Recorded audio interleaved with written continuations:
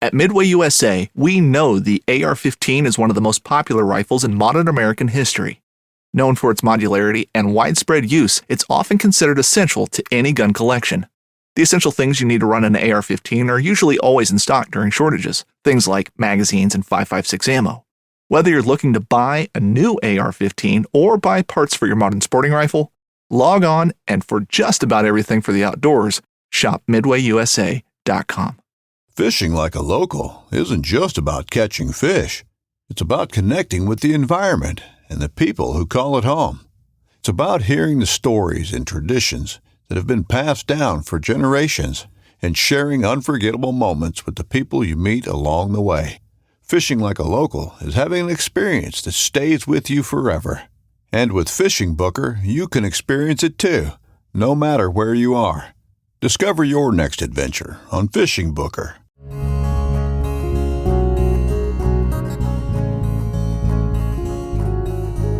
Welcome to the Casting Across Fly Fishing Podcast. I'm Matthew of castingacross.com, where I explore the quarry and culture of fly fishing. This is episode 109. That means next week it's going to be episode 110. How do I know that? Well, that's how numbers work.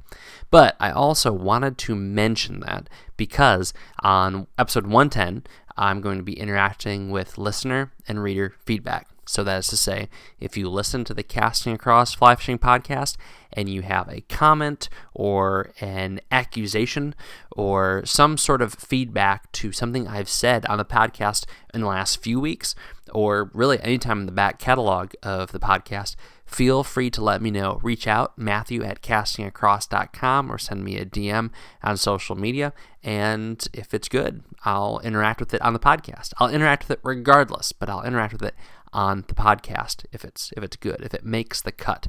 Similarly, if you read an article and I said something that offended you, my Monday article could potentially be offensive to people. They might not like it. They might think that it strikes a blow against one of the core tenets of fly fishing. So if you have a disagreement, or you are going to reinforce what I've said, or you just have some other perspective, or you have something completely random, a question about using nymphs, a question about my time fishing in South Central Pennsylvania, my take on something in the fly fishing world, please let me know. It'd be great to hear from you.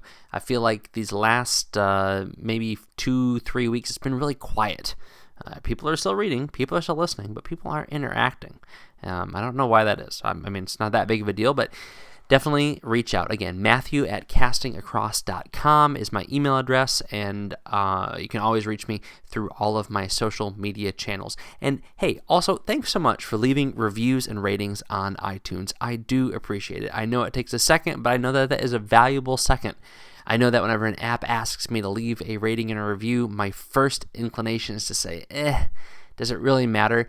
And, for one of these really big companies that's putting out apps or putting out some sort of product online, it might not matter. But for smaller folks like myself, it does. It puts the podcast in front of more eyes, which means it gets to go in front of more ears. And so if you do have a moment, I would appreciate you doing that. All right, so feedback, ratings and reviews, and let's get into the podcast this week. 109, fly fishing stuff in the wintertime. I don't know if that's what I'm going to end up naming this podcast, but that's what we're talking about. What you should be doing if things slow down.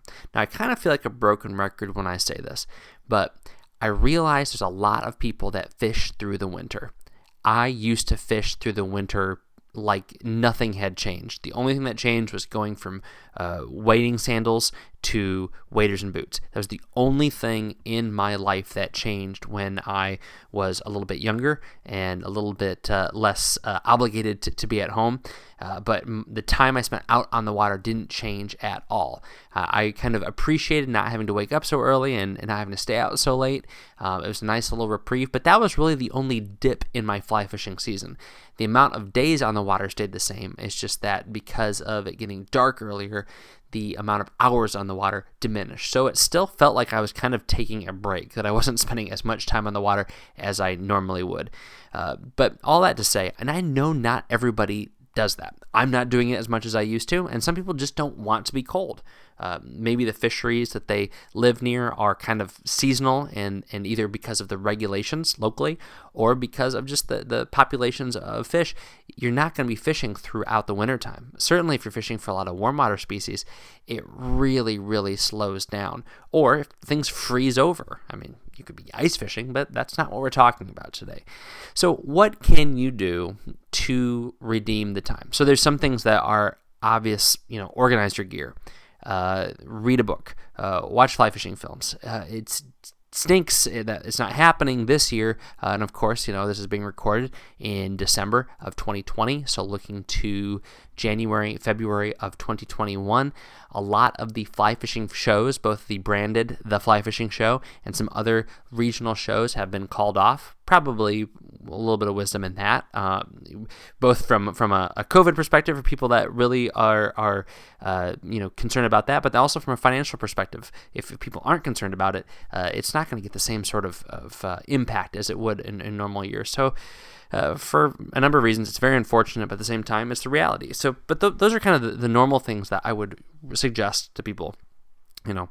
Organize your gear, do some reading, watch some films, go to some events, whether they be fishing shows or, TU things that might be put on in your area. So those are the normal things. I'm going to talk about a couple of different things. And the first one, I talk about as much as I talk about those things that I mentioned before, but it is so important, and I believe in it because it creates a consistency in one of my messages, and that is to clean your fly line. Well, why do I say that creates consistency in my messages? Because I always say spend money on fly line. I think that an investment in fly line is one of the best investments you can make. And one of the reasons is it's not a huge investment. The difference between a bottom of the line fly line and a top of the line fly line is $50. The difference in the price between a bottom of the line and the top of the line fly rod is $1,000. So we're not talking about a huge investment, but I think both in the castability, which I'm still not sure if that's a word, but you know what I mean, how it casts, both at long distances and at short distances, depending on the taper, and its durability, and also its ability to shed debris. The more you spend on a good fly line, the better it's going to perform in all of those areas. So it makes you a better caster, it makes you a better fisher, and it prolongs the life of your gear if you take care of your fly line. So I would say that should be the first priority. If you have lines that you use intermittently, and I have a lot of lines that I use intermittently. I don't use them enough to warrant cleaning them on the regular, but I always try to pick a time when I can sit down and maybe fill up my bathtub with a couple inches of warm water and some gentle dish soap, and just put all of my fly lines in there one at a time. Swish them around, and then reel them back through a terry cloth or something like that to dry them off, and then pull them back out onto a clean carpet that doesn't have lint, that's been recently vacuumed, and then run it through a pad with some line cleaner. I'm currently using Loon's line cleaning products. I think that they don't leave a lot of residue, but you can definitely feel a slickness on there. So I feel like it just restores the fly line to what it was like. So I have some very, very inexpensive fly lines. I would say that they're like generic, and they benefit from a good cleaning. I'm also fishing probably some of the more expensive fly lines out there these days. It's Rio's new Slick Cast in their Elite series, and they definitely still receive benefits from being cleaned. They have a lot of durability, and also they shed a lot of the junk very quickly, but at the same time I can tell when I've cleaned them. So clean your fly line, make a day of it, throw on a podcast. You probably are going to need a lot more than one 25-minute episode of Casting Across, but find something else, do it in front of your TV, but do a good job and get your fly line clean. Trust me, it's a great thing to invest $75, $85 on a really, really good fly line and have it last 2 or 3 seasons minimum, because all you do is take care of it on a regular basis. So clean your fly line. The next thing is also kind of an organizational gear-related thing that you can do, but it has to do with your fly boxes. If your fly boxes look like my fly boxes when it gets to November, you need to sit down with them and pull a bunch of stuff out and just kind of assess where you are in life with your flies. So I don't even know how many fly boxes I have. It's not because I've got a bazillion flies. I mean, I feel like I don't have that many flies compared to a lot of folks that I fish with and people I see on social media, but I still have a lot of fly boxes because I want to have what I need, and I like to have things organized in a very, very particular way. But just as is the nature with kind of everything, stuff just doesn't get put back where it's supposed to go. It goes into the dry box. It gets kind of clipped in next to the streamer because you got a streamer that you pulled out from another box because you wanted to replace the dry with it, or whatever. Things get put on your brim of your hat, and then they get left in your dashboard of your car, or they're in the trunk, or they're just, they're all over the place by the end of the season. And unless you are very diligent of moving things around during the year, which I try to be at least every few weeks or every few months to try to reorient things, it still isn't perfect. And another thing you do is you look at a fly and you say, yeah, I'll fish this next time I'm out. And you very well may fish it, but you get to the end of the year and you realize I've got dozens of sandworm worms. This one that's super chewed up, there's no sense in keeping this if I can tie 3 more and not have to carry around this nasty one that's the thread's all frayed and the worm itself is torn and kind of flopping around. So I say go through, and I've even done this before, is I pulled all my flies out of a fly box and I go to put them back in and I do a quick cursory look at each one of them and say, you know what, this thing is awful. The hackle's all chewed up, the body's gone. Like how have I been fishing with this thing? It's just got a thread body. There's no dubbing left on it at all. You look at a fly, you might see a little bit of rust by the hook eye, or there's even just a little bit of tippet snipped on there, and you can go ahead and clip it real fast. Just little things like that where you don't have to do with every fly box, but the fly boxes that you fix the most and the fly boxes that you're constantly in and out of. So that's kind of the first half of it. But the second half of it is something that is totally different. Try to take inventory of the flies that you use the most. And you can do a couple things with this. If you are a new tyer or you haven't tied before, this gives you a trajectory of what you should be tying in this off season. So as a kind of a 180 from what I was talking about, but just stick with me. So realize what you fished a lot of. It's like, oh my goodness, I started the year off with dozens and dozens of pheasant tails, and now I've got like 2, and they're both chewed up. Okay, learn how to tie pheasant tail nymphs. That's a great investment, and it's a very, very practical way to get your fly tying to kind of really make a difference in your fishing. That's what I do every season, is I look at what I fished and say, you know what, I tie all these flies, I tie all those flies, but I fished these flies the most. Why am I not tying more of them? And which ones did I go to? So I go to the hare's ear nymphs that have a really, really big wing case, for example. I'm just making that up. Or I fish the flashback hare's ears a lot. Why am I tying a lot of non-flashback hare's ear if I'm fishing the ones that have a little bit of sparkle on the back or a little bit of a translucent wing case? If I'm fishing those a lot, why would I be tying other ones? There's no sense in me tying a bunch of flies I'm not going to use. So just kind of make those assessments and then have your tying reflect that. Now that's second nature to people who tie all the time, but for a beginner or an intermediate fly tyer, this is a great opportunity to kind of assess where you are. I'd say another thing that you can do, and this is something that I did this last year, and it has cut down on this end of season work on my fly boxes, is make a couple of day boxes. A couple of boxes that you can take out and you know that you're going to only need the flies that are in this one box. So if you're fishing for trout, it's got your dries, your nymphs, your streamers, your terrestrials. And it has all of your confidence flies. It has all the flies that you know that you will fish.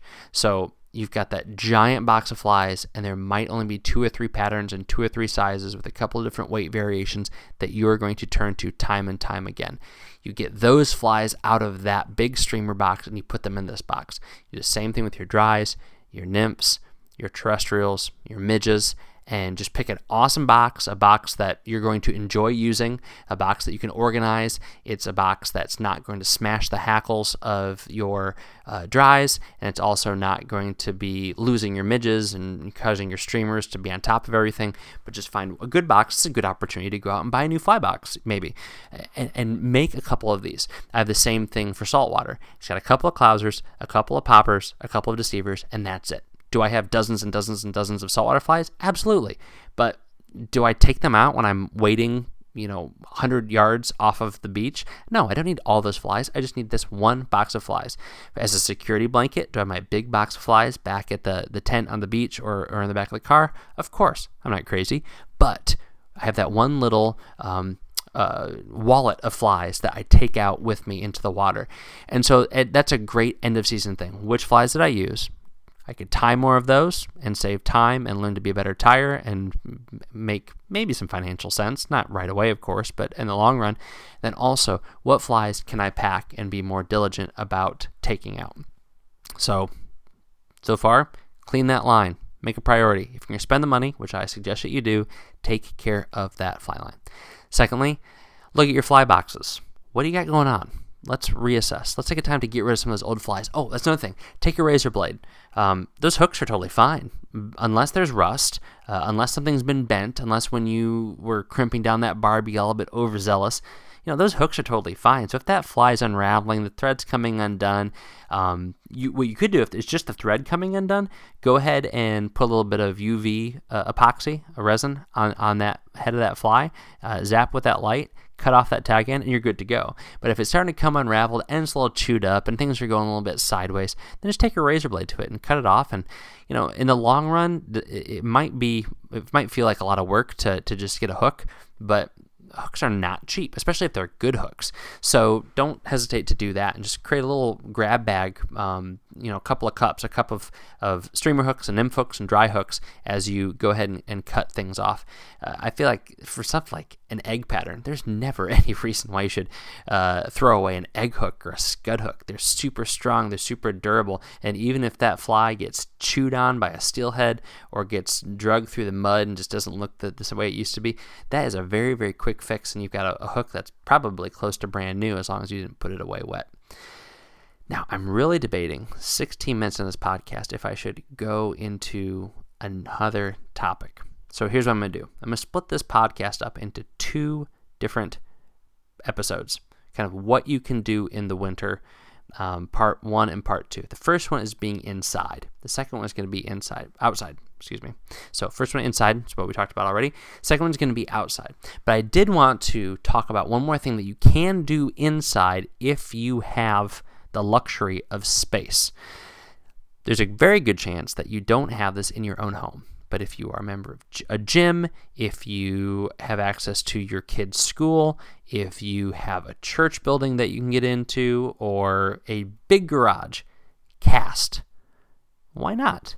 What do you got to lose? If you can, extend that 9-foot fly rod up, then go ahead and cast. If you got a pole building in the backyard, go ahead and cast. Just take a few minutes every week and get out there and goof around. I've got a couple places where I can do it, and every once in a while I do it. It's cathartic. It's something I do. I'll have a podcast on, or I'll just be thinking through something I've got going on in the day. Just string up the rod, make a few casts. I don't even necessarily work on accuracy or distance or form or technique. I just cast. And inevitably what happens is you start to think about your casting stroke, and you just maintain that muscle memory and maybe work on something. There's no reason not to. And as with so many of those other things, these non-fishing peripheral activities keep you plugged in with fly fishing, and they keep you engaged and active, both from a physical standpoint, but also from a mental standpoint. So find a place you can cast. If you do want to make it like a practice and an active routine, then go for it. Get a couple of hula hoops, put a bottle on the back of a chair and try and knock it off, or whatever you want to do. If you want to go that route, then absolutely do it. If you want to watch casting videos online and try to replicate what you see, then go for it. Of course, you're never going to have as much fun casting on dry land as you are on water, because you're not going to get that same response. So really, for everything except for traditional overhand casting, you're not going to have the same sort of experience, because you're not getting that resistance of the water for so many of the casts that involve your line being on the water as you make those casts. But you can still do it. So I guess you could say, if you had access to a pool, maybe you could do it like that. If you have that Olympic-sized swimming pool that you have access to that nobody's swimming in, you can cast to. And then, of course, it also have to have the space behind it for you to make those casts also. So I'm not sure what situation that would be, but if you've got it, go for it. But what I would also say is, you do that, make sure you clean your line, whether it be the chlorine of a pool or just the dirt from a high school gym or something like that. Definitely go ahead and give that line a cleaning after. Just a quick wipe down. It's not going to be picking up the same sort of debris and gunk that it will if it's in the water, but there's dust and there's all that stuff that's going to cling to that fly line, especially if you've cleaned it and then you've done that. But cast. Get out and cast. There's so many mechanics in a traditional, normal overhand cast that then translate into some of the more complicated casts, I guess you could say, some of the more nuanced casts, specific casts, because a lot of the technique and form of an overhand cast is all about you getting that feel of when that line is loading your rod and unloading your rod, and how you respond to that. So if you can get that feel down, then that puts you in the best position to make those more complicated casts and some of those more tricky casts. So there's nothing, I feel like the better you get at making a normal cast, the better you will be at making those abnormal casts. And you can work on all sorts of things, the curve casts, and getting your line to do all sorts of funny things, getting your fly to present at a very low angle, a very high angle, all sorts of stuff like that. But I'll kind of touch on this when we come back to this topic. I'm part 2 of this particular podcast series about things you can do in the winter, even if you're not fishing. So clean your line, look at your fly boxes, and then cast, cast, cast. This week on castingacross.com, 2 articles that I think you should read, and the first one may very well be something you disagree with. It's called Fly Fishers Are Different, and the whole kind of theory behind the article is that we're different because we don't kill fish. We're in the minority. Most people, when they think fishing, they think killing and probably eating, and fly fishers have made that mentality the other, the out group. But you look at things, and we're kind of the weird ones. The catch and release folk are the minority. And so I just talk about that briefly, and that's something that I think they probably get a lot of interaction with. So if you haven't read that article, head over to castingacross.com. It was put out on Monday, December 7th. Quite a few people read it and didn't get any hate mail yet, but I guess that's good. Hopefully I kind of explained why I was saying what I was saying. But I want you to read it, and if you have any thoughts, do let me know. And then Wednesday's article is called Writing Fly Fishing, established 2001. So a fun little thing happened. I have, I mentioned this in the article very briefly, but I have a lot of bookshelves. I've got a bunch of bookshelves at my office, and that's mostly my books that I have for work. So it's theology and history and that sort of stuff. And then downstairs in my house, in our living room, we've got a bunch of the books for kids' homeschool, and that's where all of my really good fly fishing books are. And then upstairs in the guest room, we've got a bunch of bookshelves. It's a bunch of our novels and a bunch of the kids' books that they've already burned through, and some of our old textbooks from college and graduate school. But then also that's where all my second tier fly fishing books are. And that's, I haven't written a fly fishing book, so I'm keeping a decent perspective with that. But they're just the books I'm not constantly turning to, or they have an ugly spine, so they don't make it to the living room. But I was looking for something. I think it was an old back issue of Trout magazine from Trout Unlimited. But what I found was an old composition book, and it was my fishing journal from 2001, which is a really kind of big year for me for a lot of reasons, and it was a little bit of a trip down memory lane, and I kind of wrote this article in real time as I was flipping through this old journal. So go ahead and read that, and I've also encouraged folks to go ahead and repeat what I did. I mean, I've been effectively journaling 3 times a week with Casting Across for the last 5 years, but I really, really wish I would have been doing this for a long time before, if not for publication like I'm doing now, but just for my own purposes.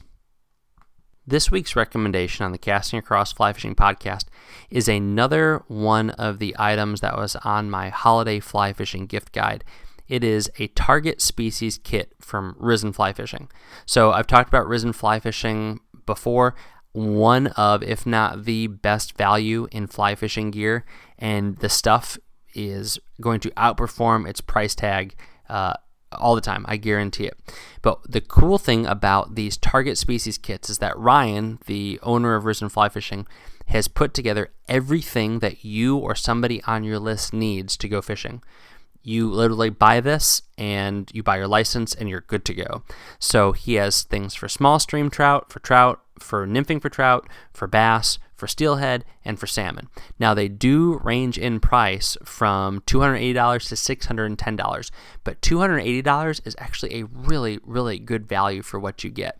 And his quote-unquote bottom-end gear is awesome. The Genesis fly rod is a great little fly rod. I have a 7-foot 3-weight, and I have a 9-foot 5-weight, and that 7-foot 3-weight, I give it to my kids all the time, but when we go on a trip and space is at a premium, and I bring maybe a heavier rod for myself, I don't feel like I need to stow away another short mountain trout rod, because I will take that rod, that 7-foot 3-weight that I've got them using for all sorts of stuff if I go out chasing trout, because I love it. It's an awesome little rod. Plus, then you get reel, line, backing, flies, leader, all that sort of stuff. So definitely check that out. A target species kit from Risen Fly Fishing. I will put a link to Risen Fly Fishing's target species kit page on the show notes of this podcast on castingacross.com. Thanks for listening to the Casting Across Fly Fishing Podcast.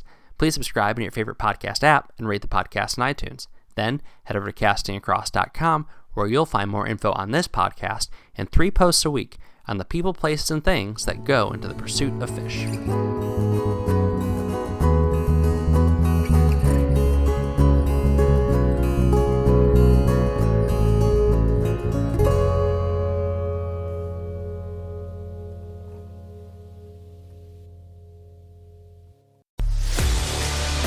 A life that has the stories to back it. A life to be proud of. It's a Winchester life. Yeah, baby. 6'8" Western. Oh, mule deer, baby, right there. Tune in every Tuesday at 7 p.m. Eastern on Waypoint TV.